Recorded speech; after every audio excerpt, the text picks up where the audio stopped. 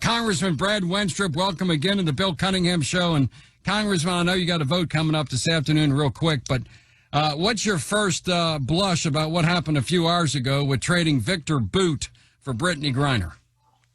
Well, certainly I didn't feel like there was any justice being done in Russia when Brittany Griner got a 9-year sentence, I believe, for holding a vape item. But to trade someone that has committed that crime in Russia, that is, for a man who is known as the merchant of death and enemy number one for years when it comes to arms trafficking, that's likely has killed many people from free countries and within the U.S. Doesn't seem like an even exchange to me. And we still have a Marine that's being held in Russia.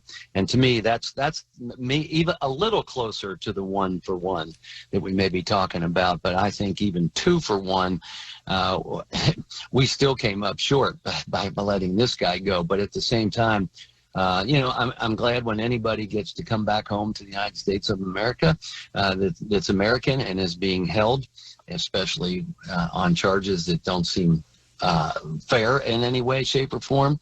But this, to me, is not a strong negotiation, and I'm very sorry that the Marine is still being held there.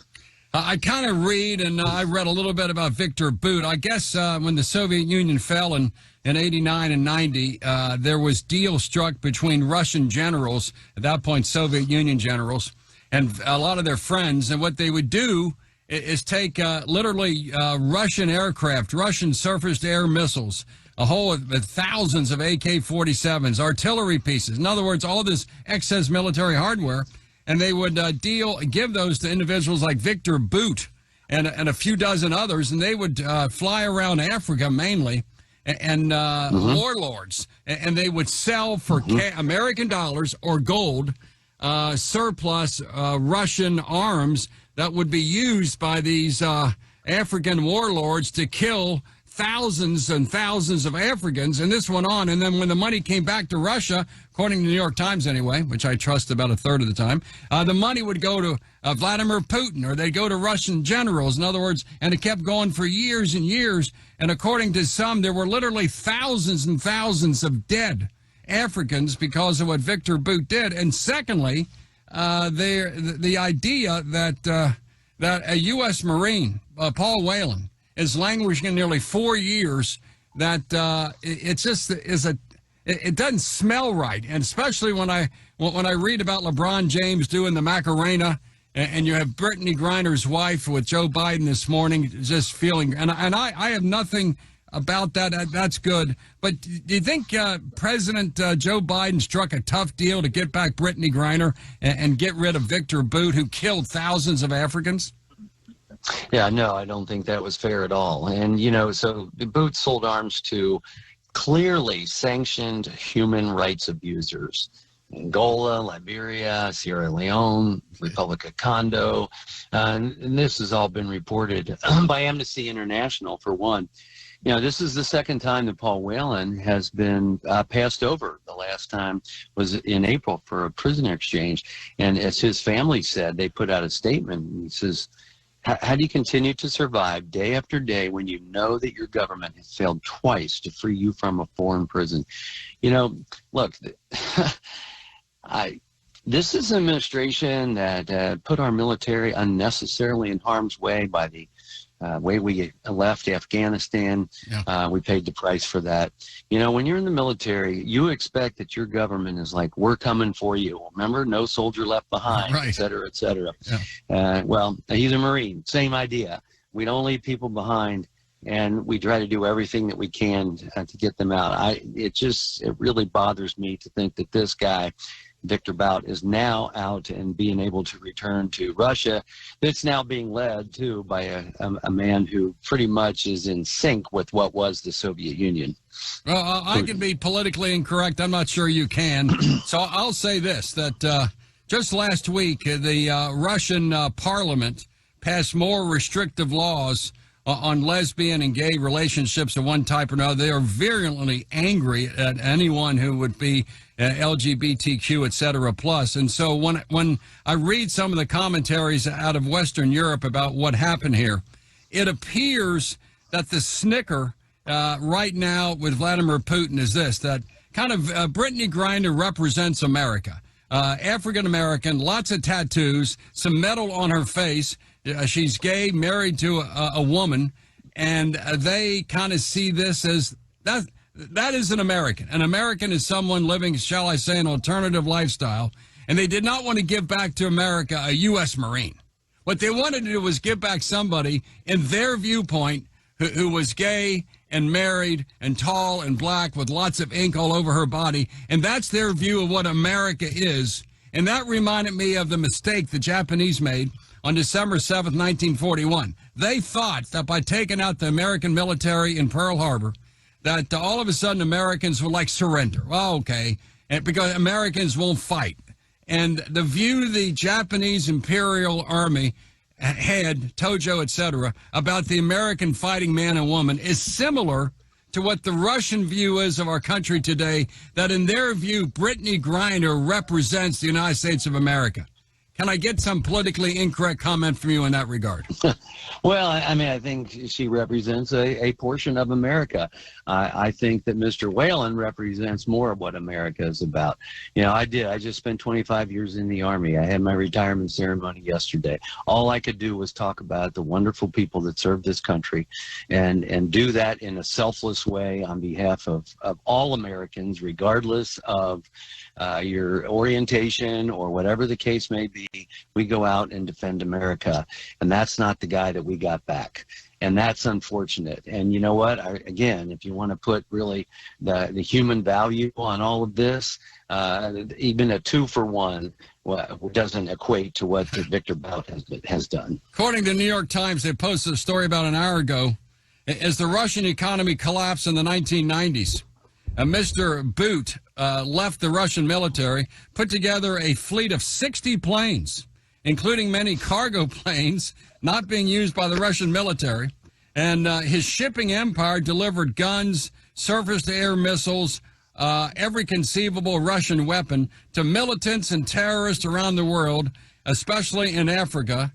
And the arms traffickers were able to use old Soviet-era social, military, and business networks and connections to develop shell companies to hide transactions. And this went on for about 10 to 15 years. He also sold weapons, as Mr. Boot, to al-Qaeda, the Taliban, and militants in Rwanda.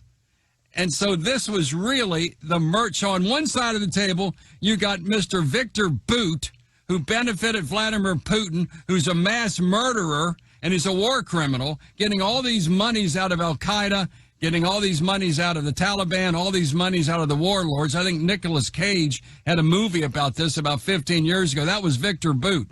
So we got Victor Boot on one hand, and on the other hand, we have Brittany Griner, who dribbles a basketball, and in their view represents the United States of America. I could not imagine a worse deal that could have been struck. But on the other hand, when I listened to Joe Biden, he said it was the only deal on the table, that after 10 months of this, it was either this or nothing. And so I guess more is going to, I hope there's another shoe to drop in a week or two. And Paul Whalen, the U.S. Marine, who's spent months in a Russian hospital, he is slowly dying. He's being bled to death and starved to death. At some point, he gets out. But I'm sure there's going to be a Macarena dance in the WNBA. I watched this morning some of the vice president of WNBA in tears talking about what a great job Joe Biden did and Kamala Harris did. But I don't necessarily see things that way. On the House Intelligence Committee, when you take over in about 3 weeks, will there be hearings on this matter possibly, along with much other stuff? Well, I would hope that we get a brief over it. You know, obviously there's nothing we can do about it at this point, but we are concerned with Mr. Whalen, and that can be one area of interest where we can continue to pursue, wondering what is going on, what is the State Department doing, what is the administration doing, why are you leaving this guy behind? Once again, and if it's the only deal on the table, you know, sometimes you walk away. Ask Ronald Reagan. He knew how to do that, and he did that dealing with the leader of Russia, or the Soviet Union at the time, and ended up getting everything that he wanted because he was strong in his negotiations. And I think that that's the example the United States of America needs to portray. You know, unfortunately, sometimes that might leave somebody behind for a moment, but at the end of the day, if you can get what is fair and what is just, then it was worth a little additional time. And I don't understand. Maybe Mr. Putin feels that he can go into this and say, that's all I'm offering. And, sometimes in politics, people are willing to take whatever they can get. I think the same thing about the JCPOA with Iran. You have an administration that says, we don't care how bad a deal it is as long as we get a deal. Yeah. And I think we need to negotiate for much greater strength from the United States of America. Does this encourage the Russians to take more Americans? I don't know why an American would go to Russia at this point, but they have, according to one source out of Moscow, that they have a bank of American and Western prisoners, especially American prisoners, that they've identified to snatch off the street, accused of espionage, and then away you go. Doesn't this incentivize Vladimir Putin to kidnap more Americans? Well, look, it's been their MO for some time. It's just a matter of how much they want to do it and when they want to do it. Yeah, my advice right now to any Americans is I'd be real hesitant to go to China or Russia. But I think especially Russia right now, as far as Americans going there, we got a lot of businesses in China, and they do rely on us. And I know people want to go back and forth, but I wouldn't go there just to visit anymore. And especially if you have military service or anything that they might feel is a reason to arrest you. All right. Once again, Congressman Brad Wenstrup, and you've completed 25 years of loyal service to this great country with many tours of duty in Iraq. And you retired yesterday, Department of Defense, after 25 years as a colonel.